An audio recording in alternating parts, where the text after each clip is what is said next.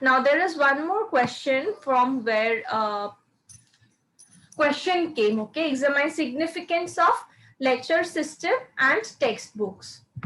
All right, and you from your college also it was given lecture system versus textbook. All right, so basically you need to understand that. Now, what is lecture system and what is textbook? How the teacher will say to us the lecture system. What is the book which is written by the editor is the book. Yeah, whatever is there inside a book, that is like a textbook method, and whatever is said by a teacher is the lecture method, right?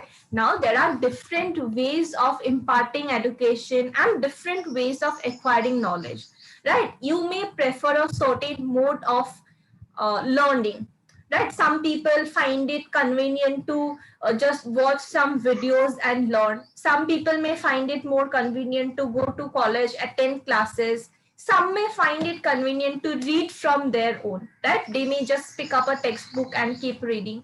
So there are different ways of learning, and lecture method and textbook are two different ways, all right, of acquiring knowledge. Now, I will just maybe make a table with regard to these things and give it to you so that you can read from here. Today, we will just discuss what is lecture method and what is Okay. about textbook method. So first, right, if there is a question with regard to this, it is definitely talking about legal education. So you can say that legal education is very much important from our society. Legal education means acquiring knowledge and skills of the subject of law to become legal professionals. It's not enough that you simply read from the textbook what is there inside it, right? Along with theoretical knowledge, you need some practical skills, practical experience also to be able to study that particular subject, right? So what happens is, in case of like legal education, you would need both skill as well as knowledge of a subject. For that, there can be different modes or different ways that may be applied, right, to acquire knowledge basically. Okay. So law includes both professional and liberal education, that is acquiring of such education, professional skills as well as aiming at value oriented socio-cultural education. I'll just make like a short note on this and give it to you. This is for just for your understanding that we are discussing. So a lawyer is the product of such education who is born for the society, and he works for welfare of the people.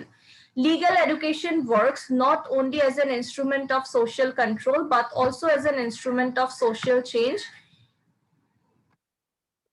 or and also for a social change, right? If lawyers are very much efficient to bring necessary social changes, only in that case it would be of use, right? If there is like a bad law that is prevailing, lawyers would try to fix that, correct it, right? We saw in case of judicial precedent also. So that is why it becomes very important to give importance to legal education basically, right? So we need legal education to fulfill needs of society and country, as well as lawyers are person who interpret law and deals directly with the entire society. Yesterday we saw that lawyers or judges would try to interpret provisions also, right? Whatever provisions are there inside a legislation, judges would try to interpret it. So it's very important that legal education is a mixture or a combination of different methods of teaching, right? It's not simply like a lecture method where students would just listen to the teacher and learn, but there should be different methods. Why? Because if you are reading a textbook, you will develop the habit of understanding the concepts, interpreting it in your own way, right? This is how different method of teaching will help you in different ways, all right? So these two are main important things that we have in India. So legal education is both theory as well as practice, and there is a big difference. So legal education will include both like theory and practice. Both the things play equal importance. It's not like simply you go to court and you will learn, or it's not like simply you will read books and you will learn.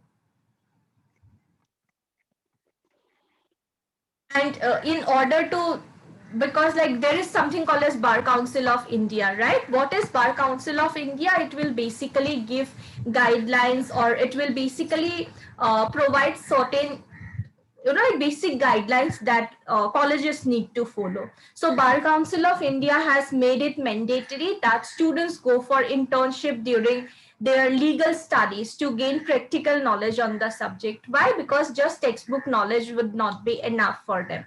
So student will have to do minimum of 12 weeks internship in 3 years course, and 20 weeks in case of 5 years integrated course under any authority, in order to get some practical knowledge and experience. Why these things are done? Because it should be a mixture of all the different ways of learning that we have. So in case of lecture method, it is like after British came, it was basically developed. What happens in case of lecture method is, if someone is giving you a lecture, they will also tell you about their own understanding on the subject, right? If the person is having some practical experience, the person will even tell you about those experiences, right? If take for example, I am practicing on a certain area of law, I will be able to give you practical scenarios also, right? That this happens, this is the problem with regard to this particular law and all of that. So in case of lecture method, how it helps is teacher can also add some experiences of his or her own area of work, right? Basically, in case of textbook, you may not get that. And textbooks will be written once, will be hardly, you know, like edited or revised to incorporate new facts or new things. Once you have one book published in 2018, this will have those information only. But in case of lecture method, it will be updated, right? Teacher will try to include new examples, new things, new learnings in their lecture, right? So lecture method is like improvised from time to time, but textbooks usually will have the information that was relevant at that particular point of time. So textbook will provide you basic knowledge and crux of the subject. But in case of lecture method, there is more interaction. If you are not understanding on a certain point or a certain topic, you can always ask back. But in case of textbook, if you are not understanding a paragraph, you cannot ask the writer what he meant by this provision. Right? If now I am telling you something, you are not understanding a word, you can ask me what is that word. But in case of textbook, that is not possible, right? So this proper communication, there may be a communication gap in case of textbook method of study also.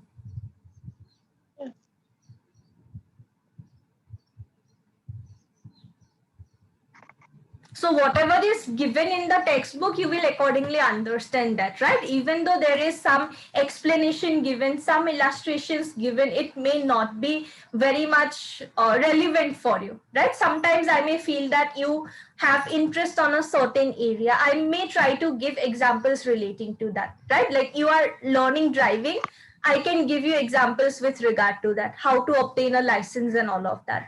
But if you are someone who has never learned driving, you do not have any interest in that field, and I am giving you some example with regard to obtaining a driving license, you may not be able to connect with that, right? So that may become a problem with regard to textbook method, right? So like that, we just need to give like significance of both the two different studies. All right. So I'll just prepare one answer for you, and I will give that to you. Okay. And then like you can give one introduction with regard to legal education. Why is it important?